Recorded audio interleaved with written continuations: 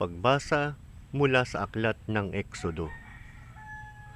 Noong mga araw na iyon, gumawa si Moises at Aaron ng maraming kababalaghan. Ngunit hindi rin pumayag ang paraon na umalis ang mga Israelita sa lupain ng Ehipto. Sinabi ng Panginoon kina Moises at Aaron, "Mula ngayon, ang buwang ito ang magiging unang buwan ng taon para sa inyo. At sabihin ninyo sa buong pamayanan ng Israel na sa ikasampung araw ng buwang ito, bawat puno ng sambahayan ay pipili ng isang kordero o bisirong kambing para sa kanyang pamilya. Kung maliit ang pamilya at hindi makauubos ng isang buong kordero, magsasalo sila ng kalapit na pamilya na hindi rin makauubos ng isang buo.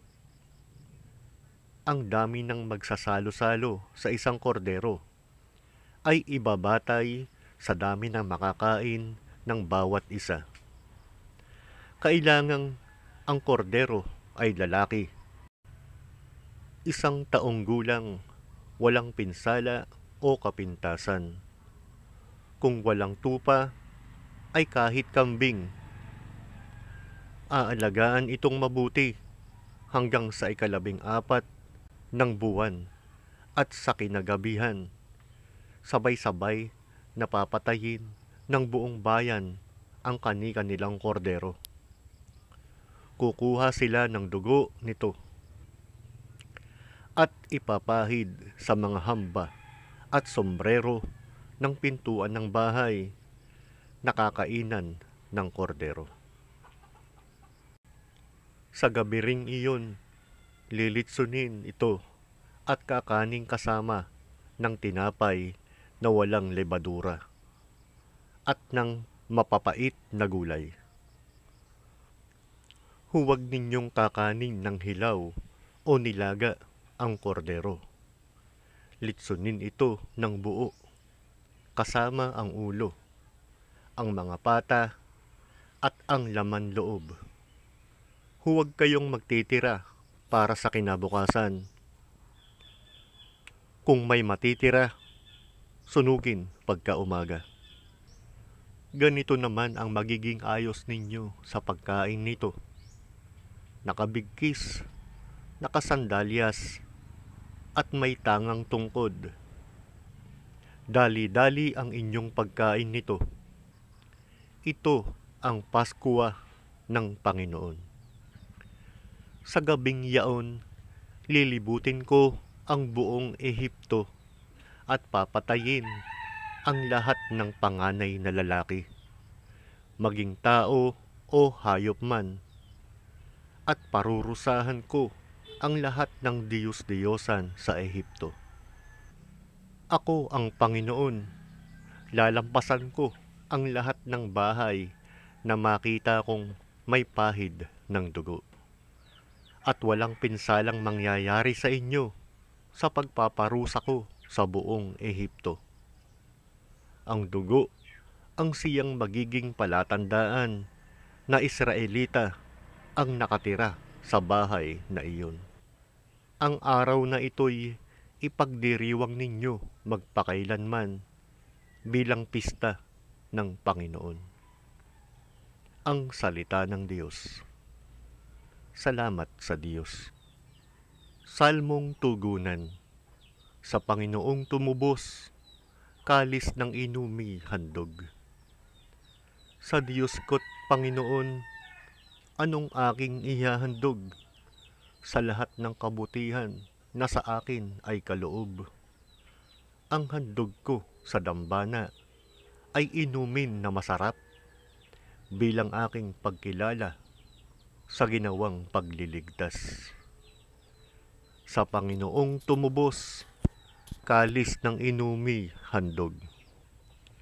Masakit sa kalooban ng poon kung may papanaw. Kahit ito ay iisa, labis siyang magdaramdam. katulad ng aking ina. Maglilingkod akong lubos, yamang ako'y iniligtas, kinalinga at tinubos. Sa Panginoong tumubos, kalis ng inumi handog. Ako ngayoy maghahandog ng haing pasasalamat. Ang handog kong panalangin sa iyo ko ilalagak. Sa templo sa Jerusalem ay doon ko ibibigay ang anumang pangako kong sa iyo ay binitiwan. Sa Panginoong tumubos, kalis ng inumi handog. Aleluya! Aleluya! Aleluya! Ang tinig ko'y pakikinggan ng kabilang sa aking kawan. Ako'y kanilang susundan. Aleluya! Aleluya! Ang mabuting balita ng Panginoon ayon kay San Mateo. Noong panahong iyon, isang araw ng pamamahinga, naparaan si Jesus sa triguhan.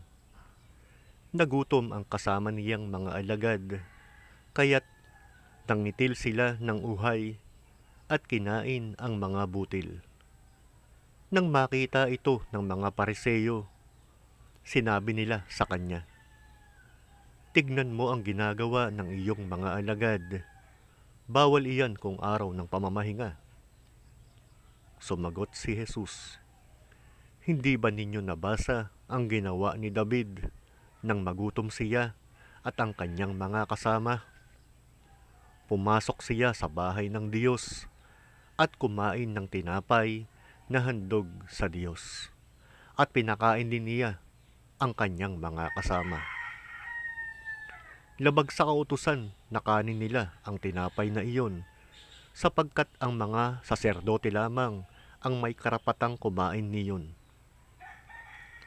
Hindi pa ba ninyo nababasa sa kautusan ni Moises na tuwing araw ng pamamahinga, lumalabag sa batas tungkol sa araw na ito ang mga saserdote sa templo? Gayon may hindi nila ipinagkakasala iyon. Sinasabi ko sa inyo, naririto ang isang higit na dakila kaysa templo. Hindi sana ninyo hinatulan ang mga walang sala kung alam ninyo ang kahulugan ng mga salitang ito. Habag ang ibig ko, hindi hain, sapagkat ang araw ng pamamahinga ay nasa ilalim ng kapangyarihan ng Anak ng Tao. Ang mabuting balita ng Panginoon. Pinupuri ka namin, Panginoong Hesukristo.